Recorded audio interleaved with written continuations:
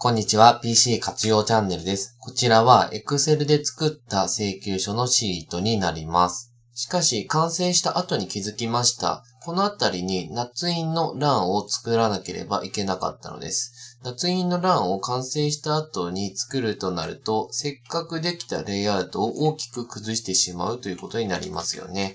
これだとかなりめんどくさいので、自由にこちらにセルを無視して捺印の枠を挿入する方法を解説します。完成のイメージがこんな感じですね。はい。後ろのグリッド線無視して枠が挿入されていますよね。このようなものを作っていきます。まず別シートでもどこでもいいので適当な位置に担当者捺印と入力しましょう。で、このように選択してセル結合を行います。ホームタブの配置グループにあるこちらのマークですね。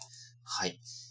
で、枠の大きさをある程度揃えて、こちらを太字、コントロール B で太字のショートカットキーになります。あと、塗りつぶしをですね、黒にして、文字の色を白とかにすれば、このような形になりますね。で、選択して、罫線も引いておきましょう。格子ですね。はい。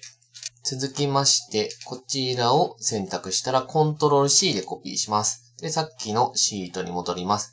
で、このあたりにコントロール V で貼り付けましょう。で、貼り付けのオプションが出てきます。こちらから一番右下のこれですね。リンクされた図をクリックします。はい。するとこのような枠が出てきます。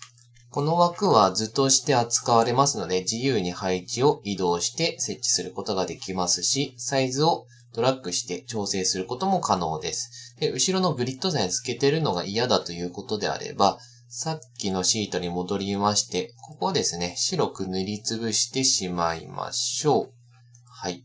するとですね、こちらも塗りつぶされるというわけですね。後ろのグリッド線が透けません。ちなみに、この図をダブルクリックすると、元データに飛びます。カチカチ。はい。そして、リンク元を編集すれば、リンク先も変わりますので、担当者捺印の捺印を消してみましょう。